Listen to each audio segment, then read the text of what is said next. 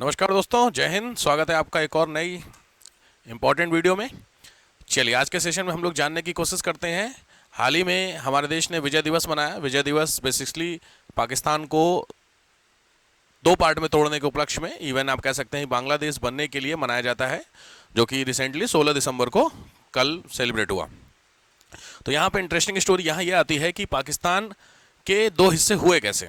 Basically समझने वाली बात यहाँ पर थी कि पाकिस्तान को कैसे तोड़ा गया, या फिर बांग्लादेश जो बना उसके पीछे की कहानी क्या थी। तो आज के सेशन में हम लोग कोशिश करेंगे इसको समझने के लिए।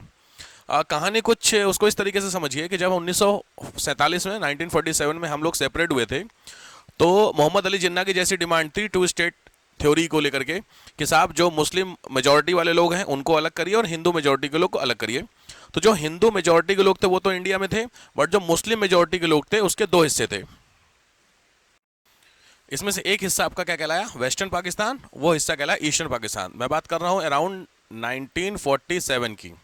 अब इसमें समझने वाली बात ये थी कि जो ये हिंदू बाहुल्य क्षेत्र था, हिंदू मेजॉरिटी का एरिया था, वो तो इंडिया था।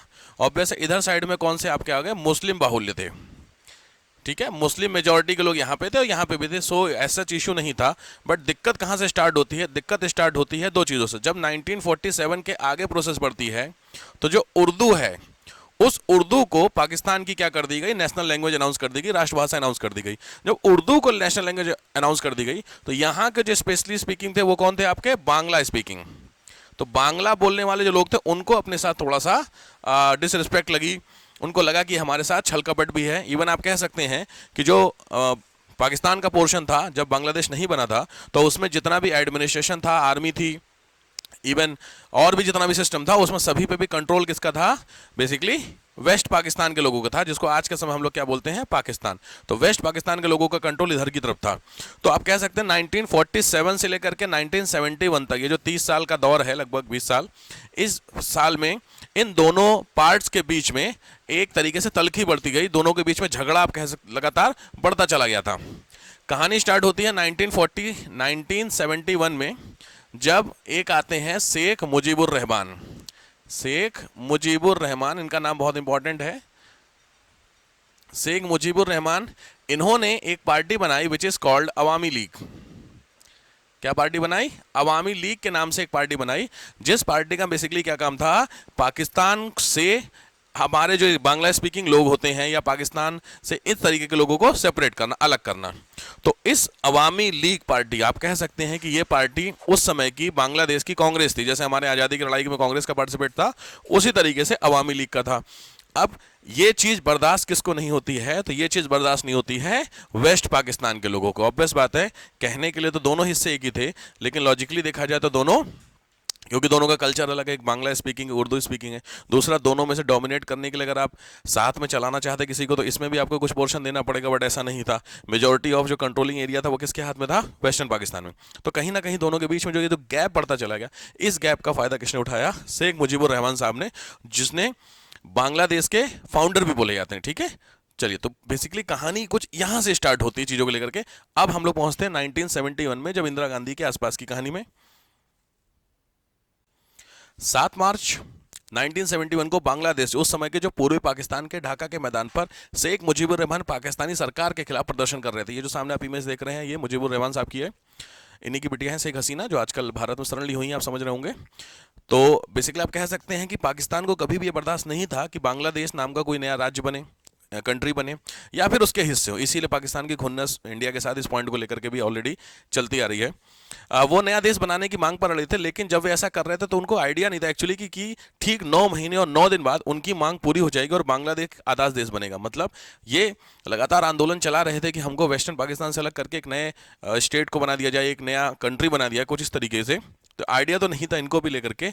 कहानी कुछ इंडिया पे जब अटैक होता है पाकिस्तान की आर्मी का, वहां से स्टार्ट होती है। 47 को जब पाकिस्तान बना था, तब से ही पूर्वी पाकिस्तान के लोगों को शिकायत थी कि उनके साथ न्याय नहीं हो रहा है। ऑब्वियस बात है, जैसे अभी हमारे यहाँ भी कुछ हद तक देखा जाएगा तो कुछ डिस्प्यूटेड पोर्शन इस तरीके से रनिंग है, उसी तरीके से पाकिस्तान का जो हिस्सा होता है उसमें ईस्टर्न पोर्शन के लोगों को लग रहा था कि हमारे साथ अन्याय हुआ है, अन्याय नहीं हुआ है, हमको अलग कर दीजिए, या जो जितने भी रिसोर्सेज है उस पर हमारा इक्वली राइट्स दीजिए। तो ये कुछ इश्यूज चल रहे थे चीज़ों को। जो कहानी आपकी स्टार्ट होती है वो डेट होती है 3 दिसंबर 1971, 3 दिसंबर 1971 को। उस समय की जो पीएम थी इंदिरा गांधी, उनके समय कलकत्ता में ऑलरेडी क्या कर रहे थे, जनसभा कर रही थी कोलकाता पोर्शन में, ठीक है, जो वही वाला पोर्शन है जिसके समय आपको समझ सकते हैं जो बांग्लादेश बनने की कगार पे हिस्सा था हमारा।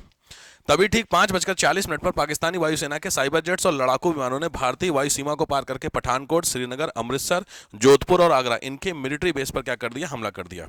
क्यों हमला किया? क्योंकि पाकिस्तान को लग गया था कि जो इंडिया है वो इंटरफेयर करने जा रहा है इस पर्टिकुलर पर्सनल पॉइंट पे। कौन सा पॉइंट? जो कि पाकिस्तान को सेपरेशन को लेकर के चल रहा था। तो उसने सोचा क्यों ना इंडिया को ही पहले एक तरीके से डरा धमका करके हम कहते हैं तो ज़्यादा बेहतर होगा। उसी समय के हमारे जो आर्मी स्टाफ थे मानेकशॉ साहब, तो उनसे इंदिरा गांधी ने पूछा था कि क्या सीन है आपका, मतलब आप क्या युद्ध के लिए तैयार हैं? तो मानेकशॉ ने बोला था कि हाँ हम रेडी हैं, सच कोई इश्यू नहीं है चीज़ों को लेकर के। क्लियर? तो जब ये जनसभा यहाँ पे कर रही थी तो उस जनसभा में जब बम गिराए गए तो ये आप कह सकते हैं मेजर इवेंट था, जिस इवेंट के बाद भारत ने डायरेक्ट एंट्री करी किसमें, फाइट में। क्लियर है? तो बांग्लादेश बनने की आप कहानी जो कह सकते हैं वो कब स्टार्ट होती है, 3 दिसंबर को, और 16 दिसंबर को पाकिस्तान की आर्मी ने क्या कर दिए, घुटने टेक दिए। तो कुछ इश्यूज ऐसे थे। जैसे ही इस अटैक के बारे में इंडिया की गवर्नमेंट को पता चला, इंदिरा गांधी को पता चला, उन्होंने तुरंत इंडियन जो आर्मी थी, एयरफोर्स थी, उसको ऑर्डर दिया कि साहब आप अटैक की प्लानिंग शुरू कर दीजिए। तो इंडियन एयरफोर्सेज ने उस समय के जो पाकिस्तान का पार्लियामेंट हाउस था, जो वहाँ का लोकल इंफ्रास्ट्रक्चर था ईस्टर्न पाकिस्तान का, जिसको बाद में बांग्लादेश के नाम से नोट किया गया, वहाँ पर क्या कर दिए, अटैक करने स्टार्ट कर दिए। अब यहाँ पे कहानी स्टार्ट होती है कि आखिर इसकी प्लानिंग कैसे हुई थी। तो प्लानिंग करने के लिए 14 दिसंबर को प्लानिंग करने के लिए क्या सीन होता है कि भारतीय सेना ने गुप्त संदेश को पकड़ा कि दोपहर 11 बजे ढाका के गवर्नमेंट हाउस में एक मीटिंग होने वाली है। ठीक है, ढाका उस समय का कहाँ का था, ईस्टर्न पाकिस्तान का दूसरा पोर्शन था। अब भारतीय सेना ने तय किया कि मीटिंग के वक्त ही गवर्नमेंट हाउस पर बम बरसाए जाएंगे। यहाँ पे कहानी कुछ इस तरीके से होती है, और इसलिए किया जाएंगे क्योंकि उस समय के जो पाकिस्तान के सेना के आर्मी के जनरल थे, उनका नाम था जनरल नियाजी साहब। तो जनरल नियाजी साहब भी क्या थे, वो भी उसी पार्लियामेंट हाउस में थे। तो पॉइंट यहाँ पे होता है कि इंडिया ने पहले अटैक नहीं किया for the Bangladesh formation, but हाँ ऑब्वियस बात है हमारे ऊपर 3 दिसंबर को अटैक हुआ था, जो कि मैंने भी आपको बताया कि इंदिरा गांधी जब मीटिंग कर रही थी, इवन जनसभा कर रही थी कोलकाता में। तो उसके बाद से फिर स्टार्ट करता है इंडिया ने कब, 14 दिसंबर को। ठीक है, तो 14 दिसंबर को भारत ने क्या किया, बांग्लादेश की जो पार्लियामेंट हाउस है ईस्टर्न पाकिस्तान की, वहां पर अटैक किया। 14 दिसंबर के अटैक करने के साथ ही 2 दिन के अंदर 16 दिसंबर, ज़्यादा टाइम नहीं लगा पाकिस्तान को। मैंने बताया ना पाकिस्तान को बहुत ज़्यादा उस समय के हिसाब से आप कह सकते हैं कि बहुत ज़्यादा नहीं था हमारे पास, मेहनत लगी हमें पाकिस्तान को हराने के लिए। 16 दिसंबर का दिन था। 16 दिसंबर को शाम को करीब 5 बजे जनरल नियाजी ने 93,000 पाकिस्तानी सैनिकों के साथ, यानी 93,000 जो आर्मी के सोल्जर्स थे, जो बेसिकली प्रोटेक्ट करना चाह रहे थे बॉर्डर को कि वो टूटे ना, सेपरेशन वोर्सन ना हो बांग्लादेश का, उसको लेकर के प्रोटेक्ट कर रहे थे। तो उसके बिहाफ पर उन्होंने क्या कर दिया, 93,000 जो पाकिस्तानी सोल्जर्स थे उनके साथ क्या कर दिया, सरेंडर कर दिया। दिस वाज द डे जब पाकिस्तान सेपरेट होता है दो हिस्सों में, and the eastern portion is known as a Bangladesh. तब से लेकर के पाकिस्तान की शीश की खुन्नस है भारत से कि भारत ने पाकिस्तान के टुकड़े किए हैं। That is the main concern कि वो कश्मीर को क्यों तोड़ना चाह रहा है। ठीक है, तो कश्मीर के टुकड़े करने का मतलब होता है कुछ हद तक आप कह सकते हैं कि ये हिस्सा भी, मतलब ये इवेंट भी क्या है, रिस्पॉन्सिबल है। ठीक है, इसके बाद इंदिरा गांधी ने ऐलान किया, इसके पीछे बहुत बड़ी एक कहानी भी है कि मानेकशॉ साहब जो थे उन्होंने ही फोन करके इंदिरा गांधी को बोला था कि राइट नाउ अब जो वो हिस्सा है उसको हमने सेपरेट करा लिया, कहां से, पाकिस्तान से। तो उसके बाद इंदिरा गांधी ने क्या अनाउंस किया कि ढाका अब एक आजाद देश की क्या है, आजाद राजधानी है। तो ये अनाउंसमेंट, रेडियो अनाउंसमेंट जब इंदिरा गांधी करती हैं तो उसके बाद से पाकिस्तान के दो हिस्से हुए, और पाकिस्तान का जो ईस्टर्न पोर्शन था वो क्या कहलाया, आपका Bangladesh. This was the reason why Pakistan हमको लेकर के काफ़ी कंसर्न रहता है इस चीज़ को लेकर के। जब भी इंटरनेशनल लेवल पे कहीं मीटिंग होती है, यूएन में होती है, वर्ल्ड बैंक के बिहाफ पे होती है, तो वहाँ पे इस पॉइंट को पाकिस्तान जरूर रखता है कि भारत ने हमारे क्या किए हैं, दो टुकड़े किए हैं। ठीक है, तो इसको लेकर के, बट इंडिया का सिंपल कहना था क्या था, देखिए हमारे यहाँ की जो डिफेंस पॉलिसी होती है, आप इसको एक्सटर्नल पॉलिसी भी बोल सकते हैं, फॉरेन पॉलिसी बोल सकते हैं, वो दो तरीके की होती है, एक ऑफेंसिव होती है, डिफेंसिव होती है। दोनों में डिफरेंस ये होता है कि हम पहले अटैक नहीं करेंगे, बट अगर पहले अटैक हमारे ऊपर हुआ तो फिर हम छोड़ेंगे नहीं। कुछ इस तरीके की पॉलिसी पे काम करता है इंडिया की जो एक्सटर्नल अफेयर्स की पॉलिसी होती है, फॉरेन पॉलिसी होती है। अब यहाँ पे क्वेश्चन आता है कि साहब चलो उस समय की तो कहानी ये थी, अब बात करते हैं कि अगर आज के समय प्रेजेंट सिनेरियो में इंडिया और पाकिस्तान के बीच में युद्ध हो जाता है, तो उस युद्ध में दोनों देशों में कौन किस पे कितना भारी रहेगा, किसके पास कितने वेपन होंगे, क्या होंगे, कैसे, इसको समझने की कोशिश करते हैं। ठीक है, चलो चलिए कंपैरिजन करते हैं। तो पहले समझते हैं कि हमारे पास आर्मी का जो पोर्शन होता है वो कितना होता है। देखो, आबादी ही नहीं, सेना के लिए फिट आबादी की पाकिस्तान से ज़्यादा है। मतलब अगर हमें टोटल पॉपुलेशन की बात कर दे उसकी तो बात ही छोड़ दो, बट अगर हम टोटल केवल जो आर्मी के लिए फिट इंडिया में कितने लोग हैं उसी के हिसाब से देखें तो भी हम बियॉन्ड कहाँ चले जाते हैं, पाकिस्तान की आबादी से चले जाते हैं। चलिए डेटा लेते हैं।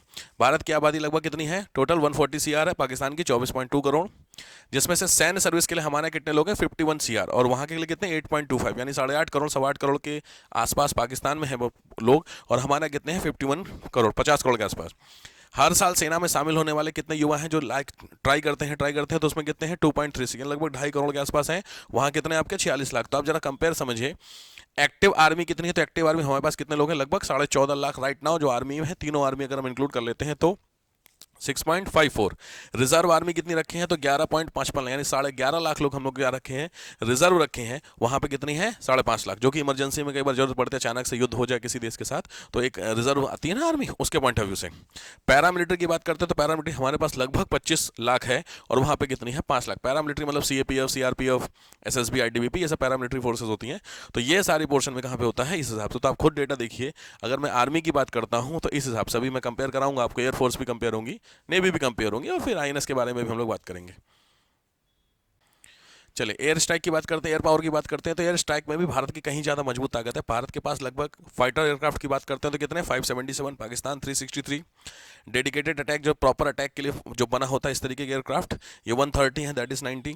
ट्रांसपोर्ट एयरक्राफ्ट जो बेसिकली सामान को जो होते हैं आपके, रसद होती हैं, वेपन्स होते हैं, उनको अगर कहीं पहुंचाना हो तो उसके लिए कितना होता है, तो हमारे पास 254, 59। ट्रेनर एयरक्राफ्ट जो लोगों को सिखाने के लिए हमारे यहाँ के जो आर्मी के पायलट होते हैं उनके लिए हमारे पास 353, इस पॉइंट पर 550। स्पेशल मिशन क्राफ्ट जो स्पेशलाइज्ड होते हैं, that is 73, that is 25। And the aerial tanker 6 and 4। Aerial tanker का मतलब होता है जो हवा में क्या करते हैं, पाकिस्तान को पेट्रोल को फिल करने का काम करते हैं। एयरक्राफ्ट का जो पेट्रोलियम या जो पोर्शन होता है एयरक्राफ्ट का फ्यूल, वो खत्म हो जाता है अगर रास्ते में, तो उसमें रिफिल करने के लिए जो काम करते हैं। क्लियर, ये हुई आपकी यहाँ की। अब जमीनी लड़ाई की बात करते हैं, तो जमीनी लड़ाई को भी चेक कर लेते हैं। देखिए कितने टैंक है हमारे पास, इसको लेकर के भी काफ़ी रहता है कंसर्न। ठीक है, देखिए कितनी है जमीनी लड़ाई में जस्ट ए मिनट, ठीक है। जमीनी लड़ाई में टैंकों की बात कर लेते हैं, तो भारत के पास कितने, 4614 टोटल टैंक है, पाकिस्तान के पास 3742। आर्म्ड व्हीकल जो होते हैं, इस तरीके की गाड़ियां होती हैं जिसको पूरी तरीके से लेस होती हैं, बुलेट प्रूफ, दैट इज 1,0882, वो 77,000। सेल्फ प्रोपेल्ड आर्टिलरी की बात करते हैं 100, 12, 25। टोएबल आर्टिलरी की बात करते हैं 31, 11, 33, 45।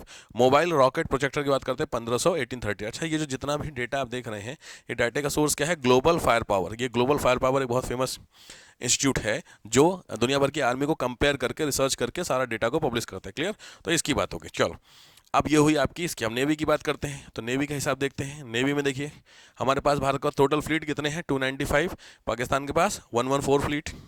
एयरक्राफ्ट कैरियर 2, एक भी नहीं है। 18 सबमरीन है, वहाँ पे 9 सबमरीन है। डिस्ट्रॉयर 11 होते हैं, वेसल्स बोले जाते हैं, वहाँ 2 है। फ्रिगेट्स होते हैं 12, CS रिसर्च शिप के नाम से इनको बोलते हैं, ये 12 हैं, वो 6 हैं। कॉर्वेट्स की बात करते हैं 19 होते हैं, वो 2 होते हैं।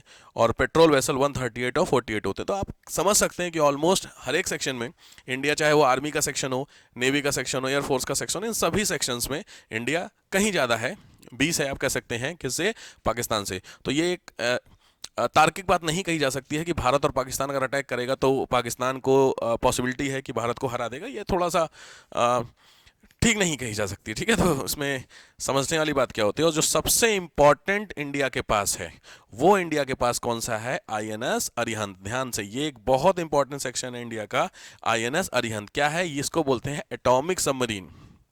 दुनिया में 5 देश ऐसे हैं जिनके पास ये सबमरीन है, जिसमें से 4 आपके यूरोपियन कंट्री या डेवलप्ड कंट्री आप बोल सकते हैं, और एक है आपका क्या, भारत। क्लियर हो गया। तो इस तरीके से, तो ये INS अरिहंत एटॉमिक सबमरीन का मतलब होता है कि हम समुद्र से एटॉमिक वेपन को क्या कर सकते हैं, लॉन्च कर सकते हैं। This is called submarine. Submarine तो आप सभी लोग जानते होंगे, जो पानी के अंदर चल करके युद्ध लड़ने में सक्षम होती है, कैपेबल होती है, तो ये वो सबमरीन होती है। क्लियर। तो पॉइंट यहाँ पे होता है कि इंडिया अब 6th कंट्री हो गया है जो कि हवा में, एयरक्राफ्ट से, जमीन से और पानी से, तीनों से क्या हो गया है, एटॉमिक वेपन को लॉन्च करने की क्षमता रखता है। तो this is the major portion या इंडिया का आप कह सकते हैं मेजर इवेंट है, मेजर इंसिडेंट हुआ जब हमने आईएनएस अरिहंत को जलावरण किया या इसको लॉन्च किया। इसीलिए बहुत ट्राई कर रहा है पाकिस्तान इस चीज़ को लेकर के कि उसको भी कुछ इस तरीके के एटॉमिक सबमरीन मिल जाए। इसमें चाइना की हेल्प भी हो रही है, बट सबसे बड़ा इश्यू होता है कि प्रेजेंट सिनेरियो में जो एटॉमिक मटेरियल होता है उसको एक देश से दूसरे देश में ले जाने के लिए कंप्लीटली बैन लगा हुआ है।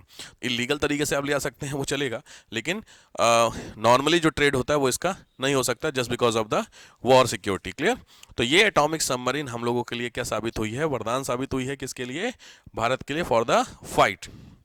यहीं पर हमारे साथ जो रशिया के साथ दोस्ती है वो भी कहीं ना कहीं पाकिस्तान को अखर रही है इस चीज़ को लेकर के। उस पर भी हम लोग बताएंगे, वीडियो कभी बनाई जाएगा कि भारत और रशिया के बीच के जो संबंध हैं वो क्यों दुनिया भर की नज़रों में खार खा के बैठे हुए हैं। अमेरिका के लिए भी बहुत तगड़ा इस चीज़ को माहौल बना हुआ है कि भारत क्यों इस तरीके से रशिया के साथ डील कर रहा है, हमारे साथ डील क्यों नहीं कर रहा है। इसको लेकर के भी वीडियो हम लोग बनाएंगे। क्लियर?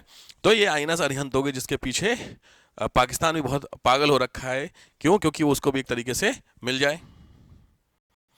देखो, अब सबसे बड़ा जो क्वेश्चन बनता है कि क्या सर पाकिस्तान को हराने के लिए युद्ध की आवश्यकता है? तो आंसर है नहीं। देखो, किसी भी देश को हराने के लिए प्रेजेंट सिनेरियो में युद्ध करना ऑप्शन नहीं होता है। युद्ध के अलावा भी बहुत सारे ऑप्शन होते हैं, जिसमें से जो मेजर पोर्शन होता है वो आपका क्या होता है? इकोनॉमिक पॉइंट ऑफ व्यू से। तो अगर किसी भी देश को बर्बाद करना है तो उस देश की इकोनॉमी खत्म कीजिए, देश ऑटोमेटिकली खत्म हो जाएगा। तो आपको लड़ने की जरूरत नहीं है, क्योंकि लड़ने में आप सामने वाले को भी क्या देते हैं? एक ऑप्शन देते हैं कि वो भी आपके ऊपर अटैक करे। आप उस देश को क्या करो? इकोनॉमिकली पॉइंट से क्या करो? बायकॉट कर दो। अब भारत, इसीलिए बहुत सारे लोग इस चीज़ को लेकर के कंसर्न रहते हैं कि जो इंडियन गवर्नमेंट है, जो पाकिस्तान के टेररिस्ट हैं उनको प्रोटेक्ट करने के काम कर रही है, उनको फांसी क्यों नहीं चढ़ा रही? जैसे कसाब ने अटैक किया था तो कसाब को क्यों बचाएगा? देखो, कसाब का मरना कोई बहुत बड़ा, आपको क्या लगता है कसाब को कोई भी मार देता?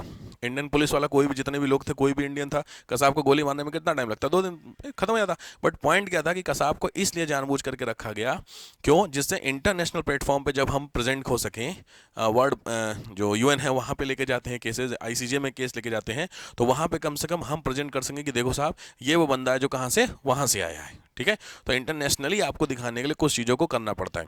अब इकोनॉमिकली पॉइंट ऑफ व्यू से अगर खत्म करना है किसी भी देश को, तो सबसे इंपॉर्टेंट होता है उस देश के एक्सपोर्ट इंपोर्ट पे बैन लगाओ। तो इंडिया ने सबसे बड़ा कंसर्न क्या कर रखा है इस चीज़ को लेकर के? बैन लगा रखा है। किसको? इंडियन प्रोडक्ट पे। तो भारत से जितने भी प्रोडक्ट जाते हैं पाकिस्तान पे, उस पर कंप्लीटली एक तरीके से बैन कर दिया है। 2019 में जो मोस्ट फेवर्ड नेशन होता है, जिसमें टैक्स फ्री सामान दिए जाते हैं एक दूसरे देशों को, वो भी खत्म कर दिया भारत ने, उसकी रैंक भी खत्म कर दी पाकिस्तान के लिए। तो पाकिस्तान के लिए जो सबसे बड़ा कंसर्न है वो वहाँ के इस समय फूड क्राइसिस है, इकोनॉमिकली क्राइसिस है। आप ये देख रहे होंगे कुछ इस तरीके के लोग हैं जो कि एक आटे के लिए क्या कर रहे हैं? लड़ाई कर रहे हैं। एक बोरी आटा आपके सामने दिख रहा है, लाइन देखिए कितनी बड़ी हो रखी है। तो सारा खेल जो इस देश का है, पाकिस्तान का, वो क्या है इस समय? इकोनॉमिक। दूसरी चीज़, सबसे बड़ी दिक्कत जो पाकिस्तान की है वो वहाँ की जो पॉलिटिकल स्टेबिलिटी है वो इतनी नहीं है। आप देख रहे होंगे हर 6 महीने में एक सरकार बदल रही है, साल भर में कोई दूसरी सरकार आ रही है, फिर कुछ चेंज हो जा रहा है। तो जो मेन पीएम साहब है वो जेल में है, इमरान खान। तो कुछ इस तरीके के कंसर्न जरूर रहते हैं। क्लियर? तो किसी भी देश की जीडीपी को अगर समझना होता है तो उस देश की जीडीपी क्यों, क्या मतलब, अगर देश को खत्म करना है तो आप उस देश की जीडीपी को खत्म करिए। तो भारत ने 2 ऐसे हथियार चले हैं, 2 ऐसे पॉइंट किए हैं जिस पॉइंट पे हम पाकिस्तान को खत्म कर रहे हैं, जिसमें से पहला पॉइंट है आपका इंडस वाटर ट्रीटी, जिसमें इंडस वाटर ट्रीटी में हमने क्या किया है? पाकिस्तान के जो पानी है उसको बंद कर दिया है, और दूसरा इंपोर्ट एक्सपोर्ट पे क्या लगा दिया? बैन लगा दिया है। तो अल्टीमेटली पाकिस्तान क्या हो गया? घुटने में आ चुका है। ठीक है? तो प्रेजेंट सिनेरियो में कभी आपसे क्वेश्चन पूछे, जनरली सिविल्स में इस तरीके के क्वेश्चन पूछे जाते हैं कि क्या साहब पाकिस्तान पर अटैक करना ऑप्शन है? या बहुत सारे लोग भी इस चीज़ को बोलते हैं कि नहीं सर, युद्ध कर लेना चाहिए। युद्ध ऑप्शन नहीं होता है, मैंने हमेशा बताया।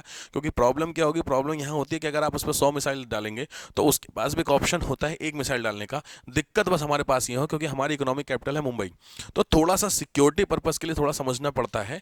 भाई आपके पास 1 करोड़ रुपए है और किसी के पास 10 रुपए है, तो ये फाइट बराबर नहीं है ना। बराबर की फाइट लड़ने के लिए बेहतर ऑप्शन है कि आप अपने बराबर के बंदे से लड़िए। तो यहाँ पे सारा खेल चीज़ों को हो जाता है। क्लियर है? तो अगर पाकिस्तान के साथ प्रेजेंट युद्ध होता है, जो कि संभावनाएं थोड़ी सी कम ही लग रही है, तो युद्ध मैंने अभी आपको बता, देखो रशिया यूक्रेन को लोग क्या बोल रहे थे कि रशिया जो है यूक्रेन को 2 दिन में हरा देगा, और पिछले 2 साल से युद्ध लड़ा, इवन थर्ड स्टार्ट हो गया, तीसरा साल। 3 साल से रशिया जैसा इतना बड़ा देश छोटे से यूक्रेन को नहीं हरा पा रहा। रीज़न क्या है? उसके पीछे फिर बहुत सारे रीज़न फैक्टर काम करते हैं। लाइक रशिया के जो अगेंस्ट के लोग हैं वो यूक्रेन के सपोर्ट में आ जाएंगे, अब यूक्रेन के सपोर्ट में जो आ जाएंगे वो उसको क्या देंगे, आर्टिलरीज देंगे, उसको वेपन्स देंगे, उसको रिसोर्सेज देंगे। तो कहीं ना कहीं रशिया इस समय फंस चुका है, उसके गले की हड्डी बच चुका है यूक्रेन वाली वॉर। उसने सोचा नहीं था कि इतना एक्सपेक्टेड कितने दिन तक क्या चलेगा आपका वॉर चलेगी, बट लगातार चली रही है। सेम कहानी इसराइल की देखिए, इसराइल ने फिलिस्तीन के ऊपर अटैक किया और फिर फिलिस्तीन के जितने भी दोस्त यार थे उन्होंने भी अटैक कर दिया इसराइल के ऊपर। अब इसराइल जहां पर एक पॉइंट पे लड़ रहा था, अब उसको 4 5 6 जगहों पे लड़ना पड़ जा रहा है, तो कहीं ना कहीं वो भी फंस चुका है। तो देखो, युद्ध करना कभी भी सॉल्यूशन नहीं होता है, उसमें दोनों देश का नुकसान हो जाता है। हाँ, आप ज़्यादा कैपेबल होंगे तो आप थोड़े दिन ज़्यादा टिकेंगे, सामने वाला थोड़ा जल्दी खत्म होगा, बस यही होगा। बट अगर किसी को पूर्ण तरीके से खत्म करना है तो उस देश की क्या करिए, इकोनॉमी खत्म करिए। तो सबसे इंपॉर्टेंट पोर्शन है भारत, इसीलिए भारत की जो कूटनीति है, डिप्लोमेसी, पूरी दुनिया में सबसे टॉप की मानी जाती है, जस्ट बिकॉज ऑफ दिस। इसीलिए भारत किससे दोस्ती है, यूएस से भी दोस्ती है, रशिया से भी दोस्ती है। मोदी जी देखिए यूएस गए हैं तो वहाँ उनको भी अवार्ड दिया जाता है, रशिया भी जाते हैं, वो यूक्रेन भी होकर के आए, इसराइल भी होकर आए, फिलिस्तीन भी होकर आए। तो ये होता है बैलेंस बना करके चलना कि साहब सबको लेकर के चलो। कुछ लोग तो मजाक भी करते हैं कि सबका साथ सबका विकास का जो नारा है वो इंटरनेशनल लेवल पे दिया गया है। ठीक है, चलिए, तो आई होप कि आपको समझ में आ गया होगा कि इंडिया पाकिस्तान को कंपेयर करें तो व्हाट इज़ द सिनेरियो, या फिर जो बांग्लादेश बनने की उसके पीछे की कहानी क्या थी। ठीक है, चलो मिलते हैं इसी तरीके के नेक्स्ट वीडियो में। थैंक यू, जय हिंद।